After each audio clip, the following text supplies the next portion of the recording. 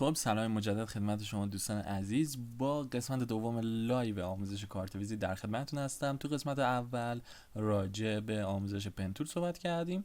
پس اگر آموزش قبلی رو ندیدین حتما برگردین و آموزش قسمت اول رو تماشا کنین، چون مقدمه و پیش نیاز این آموزش اینه که شما پنتول رو بلد باشین باش کار کنین.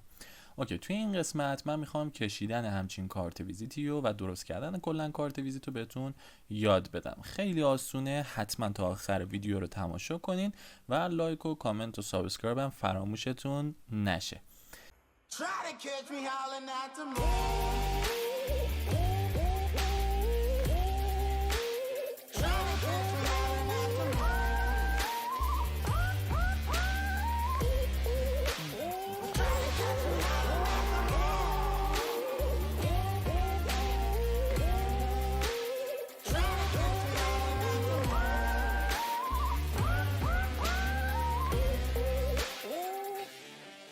اوکی، برای درست کردن کارت ویزیت ما باید بریم از قسمت فایل یک نیو پروژکت ایجاد کنیم. حالا اون فایلمون رو ما سایز 9 در 6 سانتی متر در نظر میگیریم. 9 با ارتفاع 6 سانتی متر. رزولوشنمون هم همیشه 300 میذاریم و اگر که میخوام کارمون رو چاپ کنیم حتما باید اینو CMYK در نظر بگیریم. اما من اینجا چون میخوام توضیح بدم و کارم چاپی نیست، اینو به صورت RGB در نظر میگم مد رنگیشو. اما شما برای چاپ حتما باید از مد رنگی CMYK استفاده کنید که کارتون خراب نشه، چون توی چاپ رنگ ها تغییر میکنه و عوض میشه، پس باید از CMYK استفاده کنید. حالا من اینجا RGB میذارم. اوکی، بقیه چیزاش هم که همینه. کرییت رو میزنیم تا درست بشه. اینجا دو تا خطکش داریم، بالا و سمت چپ.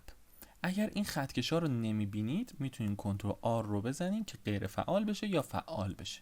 کنترل R. خب برای کشیدن خطوط راهنما ما باید از اینجا استفاده کنیم، از این خطکش ها.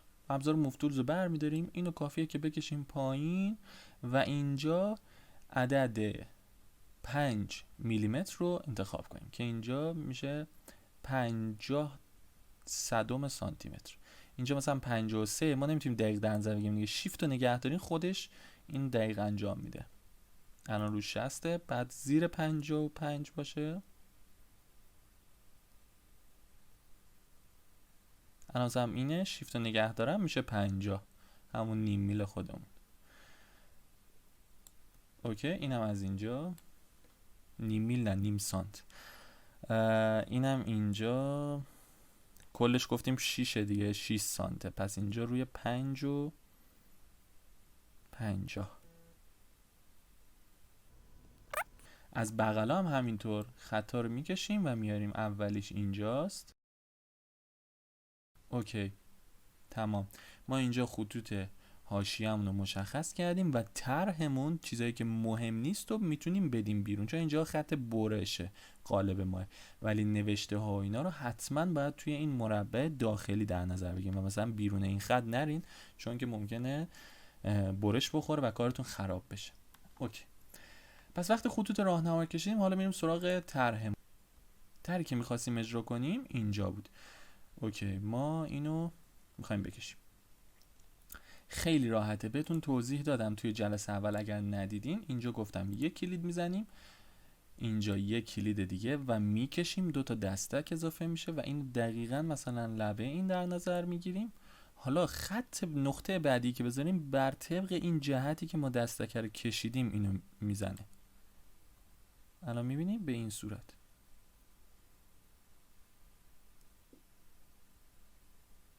الان میخوایم من بکشم، اینجا میبینید دقیق روی این خطه در نیامد. چرا؟ به خاطر اینکه این دستک شما زیاد در نظر گرفتیم یا نقطه رو جای مناسبی نذاشتیم. هیچ اشکالی نداره. کلید اسکیپ روی کیبوردتون رو میزنید. اینجا یک دونه علامت کورسر موس داره، روی این کلید میکنین.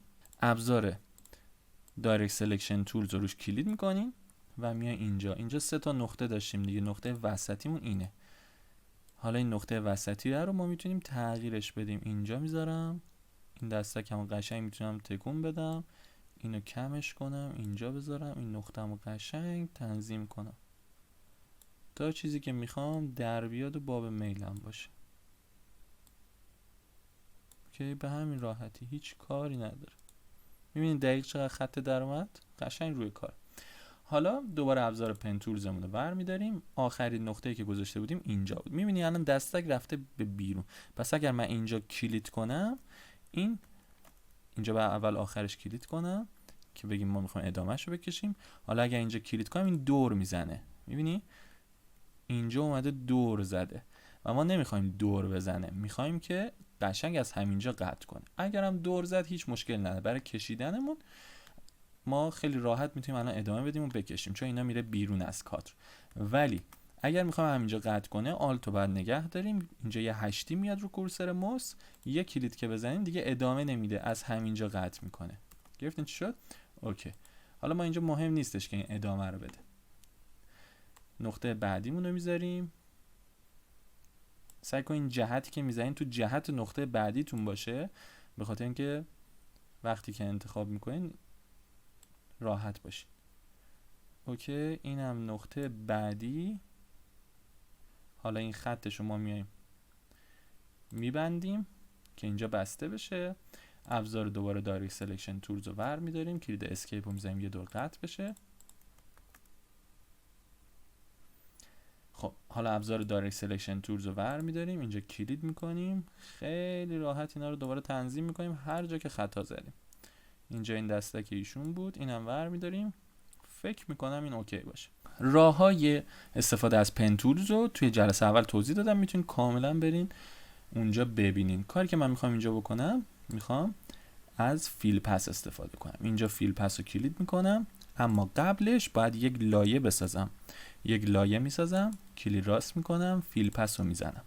حالا از قسمت کالر روی کالر کلید میکنم و رنگی که میخوام همین رنگ نارنجی است. با ابزار آی دراپر یا همون قطع چکون کلید میکنیم و اینجا رو برمی‌داره. اوکی میزنیم. اوکی میزنیم. این ناحیه رو برای من رنگ میکنه، این چیزی که دور تا دورش رو کشیدم. اوکی. حالا ابزار پن تولزمون رو برمی‌داریم، کلید راست میزنیم، دیلیت پس رو میزنیم که این خطایی که کشیدیم پاک بشه. حالا می‌بینی اینجا توی لایه ها اومده که ما یک چیزی کشیدیم، اینه. اوکی. اینو برمی‌داریم، میبریم توی اون صفحه‌ای که داشتیم و اینجا میذاریمش. حالا برای بزرگ کردنش کنترل تی رو میزنیم. بهتره که اینجور کارتا رو توی ایلاستریتور طراحی کنید تا حالت پیکسلی نداشته باشه، اما توی فتوشاپ هم به راحتی میتونید این کار رو انجام بدین و هیچ مشکلی نداره. اوکی، من اینجا این خط رو میزنم، تمام، اینتر. فکر میکنم تقریبا مشابه در اومد. اوکی، حرکت بعدی چیه؟ این کشیدن این پایینی است. کشیدن این پایینیه خیلی راحته، دقیقاً همینه، فقط کوچیک شده. پس ما اینو برمی‌داریم، آلت رو نگه می‌داریم، ازش یک کپی میگیریم، کنترل تی رو میزنیم و اینجا میایم اینو کوچیکش میکنیم. به همین راحتی میاریمش اینجا، یه ذره این چرخیده و اومده این لبه، یه ذره هم بزرگتر حس میکنم. اوکی، این به این صورت.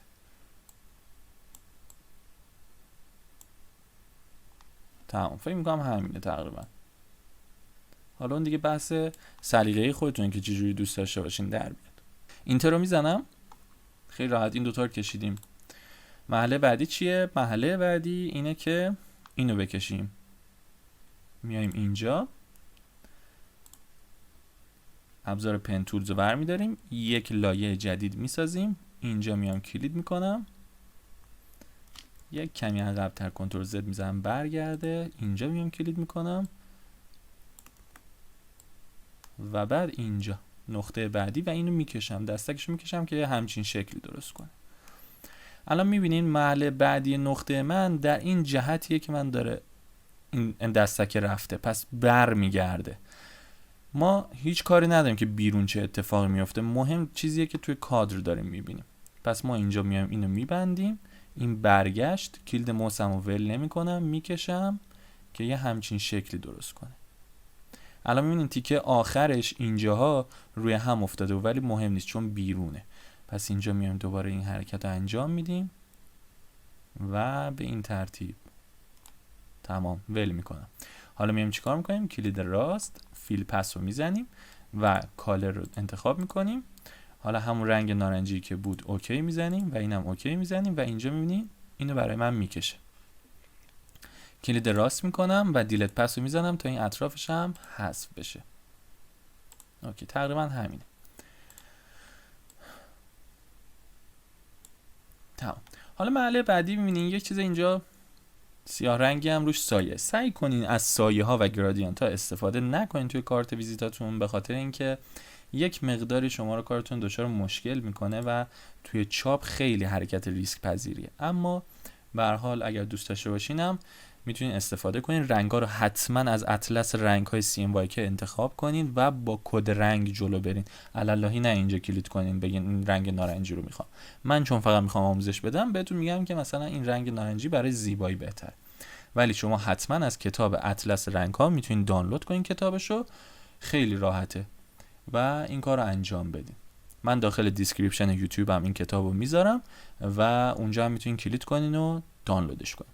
خب حرکت بعدی چیه؟ اون سیاه هست.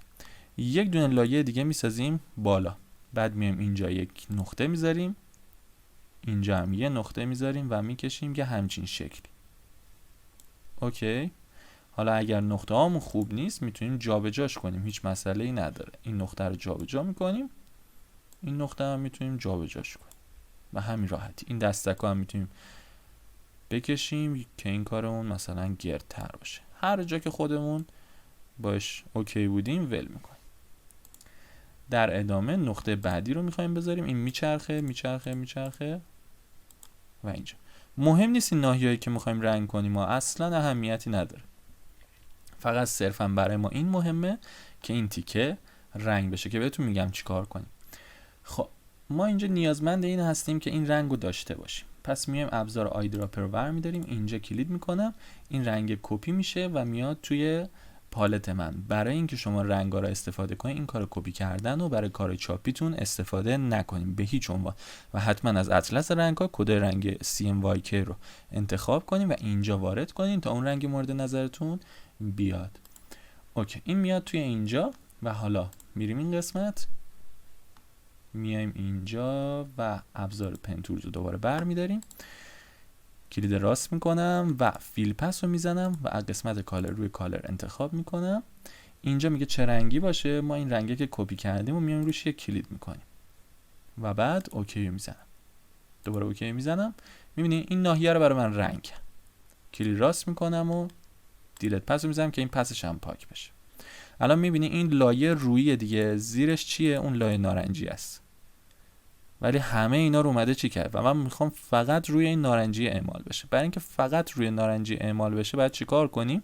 اینو کلیپی ماسکش کنیم روی نارنجیه. میام چیکار میکنم؟ اینجا کلید راست روش میکنم و میزنم create کلیپی ماسک و میبینین که این فقط روی نارنجی اعمال میشه. میگه من کار ندارم شما اطراف کشیدی، من فقط روی این نارنجی اعمال میکنم و یه فلش کوچیکم توی لایه ها میاد روش. حالا من یک مقداری اوپاسیتی یا وضوح اینو کمتر میکنم که مثل اون بشه، یک حالت سایه مانندی اتفاق میفته. اوکی، به همین صورت خیلی راحت. حالا مسئله بعدی این بود که کل بک‌گراند ما این رنگ حالت خاکستری رنگ. کد رنگ خاکستری رو از اطلس رنگ ها میتونین در بیاریم و این کار رو انجام بدین. ما در پایین ترین لایه ممکن یه لایه میسازیم یا همین لایه بک‌گراندی که بود و قفلش رو برداشتم میتونیم روی همین هم اعمال کنیم. این ابزار سطر رنگ یا پینت باکت تولز رو انتخاب میکنیم و توی پالت رنگمون اون رنگ مورد نظر رو مشخص میکنیم و یک کلید میزنیم. حالا تمام صفحه بک‌گراند ما یا آخرین لایه ما که زیر همه ایناست به این رنگ در میاد. خیلی هم عالی. اوکی، مرحله بعدی چی بود؟ مرحله بعدی این بود که این پایینش سفیده. برای اینکه این پایین سفید کنین راههای مختلفی هست میتونین انجام بدین. ساده ترین حالت ممکن اینه که شما یک ابزار براش رو وردارین و بالای این لایه یه لایه درست کنین، رنگ اونو به سفید تغییر بدین و شروع کنین به نقاشی کردن. ساده ترین کار اینه، ولی خب راههای مختلفی هست، مثل همین داستان کلیپی ماسک یا راههای مختلفی هستش که میتونیم ازش استفاده کنیم، ولی ساده ترین حالتش همینه، به همین راحتی. و میبینیم که به چه زیبایی شما صفحه فرانت اون کارت ویزیتو طراحی کردید، به همین راحتی. فوق العاده آسون. خب فکر نمی‌کنم کار دیگه ای مونده باشه. این پایینیش هم دقیقاً همین بالاییه، فقط فرقش چیه؟ این چرخیده، 90 درجه چرخیده. خیلی راحت ما میتونیم اینجا کلیک کنیم. الان براتون اون کار چرخوندنش هم انجام میدم. اینها رو ما همه رو گروپش کنیم. آخریه رو کلیک میکنم، شیفت رو نگه میدارم و اولی رو کلیک میکنم. همه انتخاب میشه. راههای مختلفی هست واسه انتخاب. میتونین کنترل نگه دارین، دونه دونه انتخاب کنین یا کلیدهای میانبر دیگر رو استفاده کنین، فرقی نمیکنه. همه رو انتخاب میکنین، کنترل جی رو میزنین، همه اینا تبدیل میشه به یک گروپ. همه رو توی یک پوشه قرار میده. مرحله بعدی چیه؟ برای چرخوندنش میخوام پشتش رو حالا طراحی کنیم دیگه. دقیقاً همین بود، فقط نگاه کنین سفیدش سمت راسته، مشکیش سمت چپ. پس بعد 90 درجه به این ور بچرخ. این گروپمونو کنترل تی رو روش میزنیم که فری ترانسفورم بشه. حالا روش کلید راست میکنم و میگم که 90 درجه کلاک وایز، نه کانتر کلاک وایز، یعنی برعکس عقربای ساعت بچرخونش و میبینین که چرخید. حالا کوچیکش میکنم، شیفت رو نگه میدارم، آلت هم نگه میدارم، کوچیکش میکنم. میتونین آلت رو ول کنین، دستی کوچیک کنین، شیفت رو نگه دارین و دستی کوچیکش کنین. من تا اینجا اوکی، چون بیشتر از این نمیخواد. اوکی، به همین راحتی اینو میذاریم وسطش و این سفید و مشکیشو بیشتر میکنیم. اینجا میام بازش میکنم، قسمت مشکیشو انتخاب میکنم یا خاکستریش، کنترل تی رو میزنم فری ترانسفورم بشه و از این ور میکشمش به همین راحتی. اینتر رو میزنم تا ثابت شه. حالا این قسمت الان دچار مشکل میشیم اگه بخوایم تغییرش بدیم. روی این کلید میکنم، کنترل تی رو میزنم، میبینیم بزرگش کنم اینجا تغییر میکنه. اشکالی نداره. اینتر رو میزنم، دوباره همون ابزاری که رنگ سفید برداشته بودیم براش بود، توی همین لایه شروع میکنیم به رنگ کردن این ناحیه به همین راحتی.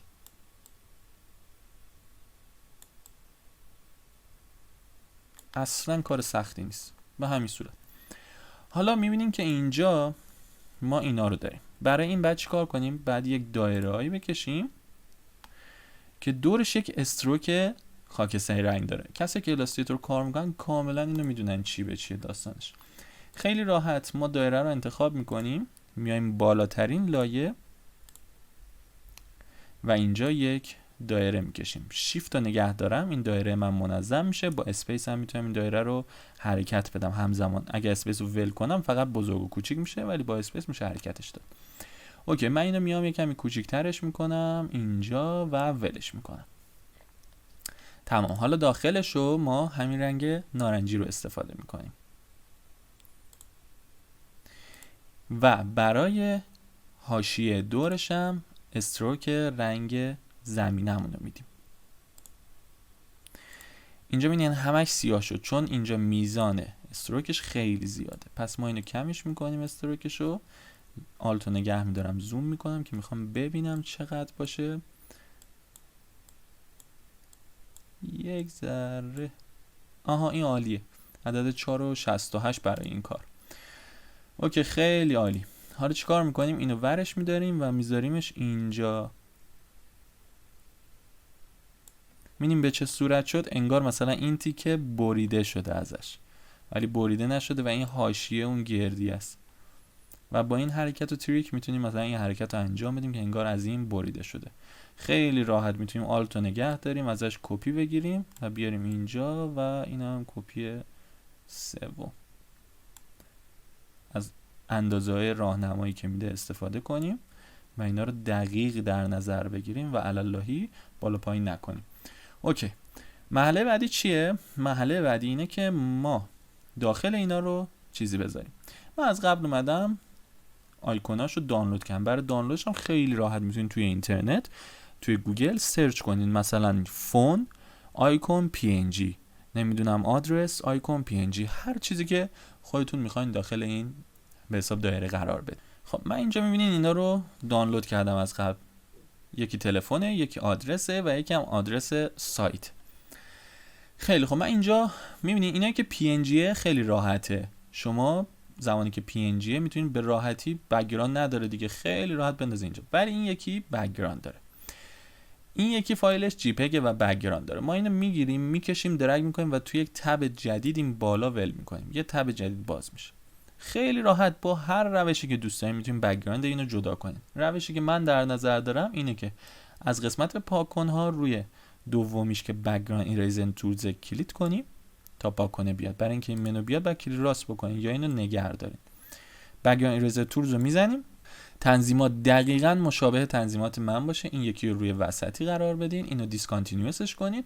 تولرانس هم با توجه به شکلتون میتونین تغییر بدین که اون دستتون میاد. این میاد چیکار میکنه؟ ما هر جا که کلید میکنیم اون رنگو برای من، اون به اضافه‌ای که توی موس من هست میبینین با چه و ج میتونم بزرگ کوچیک کنم.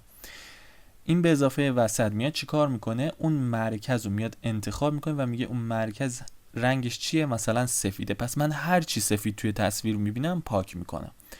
من اینجا کلید میکنم، موسمو ول نمیکنم کلیدشو. اینجا میبینید هر جا که میرم الان برم روی مشکیا فقط سفیدو برای من پاک میکنه، چون قبلش من انتخاب کرده بودم که من فقط روی این به اضافه رنگ سفید باشه. پس هر جا که برم این کار انجام میده. میتونید از روش‌های مختلف سلکت کنین، ماجیک وند بزنین، هر حرکتی که میخواین انجام میده. یکی از راههای سادهش همینه. به راحتی اینجا روی سفید کلیک کنین، سریع رنگ بزنین، یعنی پاک کنین که اینجا پاک بشه. اوکی، خیلی راحت ابزار موو تولز رو برمی‌داریم، اینو میگیریم میکشیم داخل کارمون اینجا. حالا من کنترل تیر، الان این یک خطوط سفیدی داره، اون به خاطر اون تولرانس است. هر چقدر اون تولرانس رو بالاتر در نظر بگیرین اون خطوط سفید دور مشکی رو بیشتر براتون پاک میکنه. مثلا بعضی موقع هست سفید کم رنگ هست، اونا رو بیشتر پاک میکنه. این با توجه به تولرانسیه که در نظر گرفتید. کنترل تی رو میزنم، میتونیم اینجا شیفت و آلت رو نگه داریم و بیاریم اینجا، شیفت و آلت رو نگه میداریم، کوچیکش میکنیم اینجا و اینتر رو میزنم. به همین راحتی میبینین اینجا آمد. گفتم این بر اساس پیکسله و ما میتونیم کارت ویزیت رو با ایلاستریتور هم طراحی کنیم که حالت پیکسلی نداشته باشه. خب اینجا این مشکلی هست. اینجا میبینین اینا همه سفید آیکونش، اما آیکون ما سفید نیست. اصولا کاری که خیلی انجام میدن اینه که اینجا بیان مثلا اینو ماجیک وندش کنن یا هر حرکتی که میدونن و شروع کنن مثلا به رنگامیزی سفید. ولی این اشتباه. چرا اشتباهه؟ به خاطر اینکه الان مثلا من ماجیک وند رو زدم یا هر حرکتی دیگه، اگر زوم کنم اینجا متوجه میشین. نگاه کنین توی زوم این اومده چجوری اومده سلکت کرده. اینجا به خصوص یعنی اینجا رنگ مشکیه، داره همینجور مشکی کم رنگ میشه، خاکستری میشه اطرافش تا به این رنگ تقریبا سفید برسه. و ببینین قشنگ سلکت نکرده، اومده اینجا سلکت کرده، بعد اومده رو این پیکسل و اومده این پیکسل. اگر ما رنگ بزنیم این فقط اینا رو رنگ میزنه دیگه، ما اینجا رو از دست دادیم و خیلی جاهای دیگر.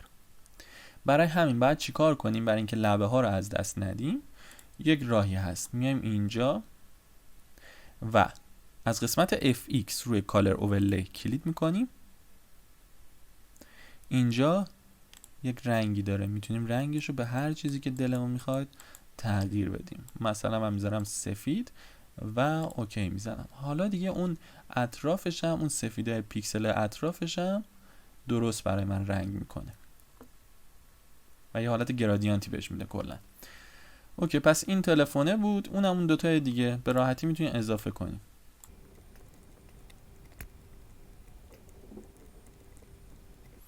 اینتر رو میزنیم، این هم از دومیش. حالا دقیقا همون حرکتی که برای اولی کردیم انجام میدیم. اینو کمی کوچیک‌ترش کنم. اوکی، دقت کنید که آیکوناتون همه توی یک سایز باشه. دوباره میریم اینجا قسمت FX کالر اوورلی رو میزنیم و اینجا سفیدش میکنیم. این یکی هم همینطور کالر اوورلی، رنگ سفید و اوکی. به همین راحتی شما پشت اون کارت ویزیت هم طراحی کردیم. بقیهش دیگه نوشتن فونته که حالا میتونید از فونت‌های زیبای فارسی استفاده کنین که حالا میتونه ایران یکان باشه، فونت‌های رسمی تر استفاده کنین. سعی کنین توی کارت ویزیت ها فونت‌های مثلا عجق و عجق و به هم ریخته و کشیده و اینجور کارا استفاده نکنین، چون کارتون رو خراب میکنه.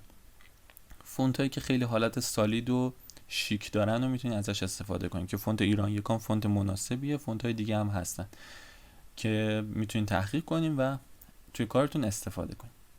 فوق‌العاده شد به نظر من. به همین راحتی شما میتونین کارت ویزیتتون رو طراحی کنین و اونو به مرحله چاپ برسونین. فقط دقت کنین که گفتم اینجا من مود کارمو RGB کردم چون نمیخوام این کارو چاپ کنم، ولی شما برای چاپ کردن حتما مودش رو روی CMYK بذارین و رنگ‌هایی که استفاده می‌کنین روی از رنگ‌های اطلس رنگ‌ها باشه و توسط کد رنگی باشه. هیچ وقتم سعی کنید یعنی از رنگ‌های گرادینت استفاده نکنین. رنگ‌هایی هم که حالت سایه دار هست مثل اینجاها خیلی ریسک پذیر، ممکنه اینا کاملا بعد از چاپ مشکی بیفته و کارتون رو خراب کنه. حتما دقت کنید. موقع طراحی هم 20% کار رو کم رنگ‌تر در نظر بگیریم، به خاطر اینکه توی چاپ بیشتر مواقع کار یه ذره پررنگ‌تر میفته. اوکی، فکر نمی‌کنم دیگه چیزی مونده باشه. اگر سوالی دارین، نقد و پیشنهادی دارین، حتما توی کامنت‌ها برام بنویسید. یادتون نره منو سابسکرایب کنین و برای اینکه سابسکرایبتون هم نپره داخل یوتیوب یه کامنت برای من بذارین. خیلی عشقی، دوستتون دارم. تا آموزش بعدی، خدا نگهدار.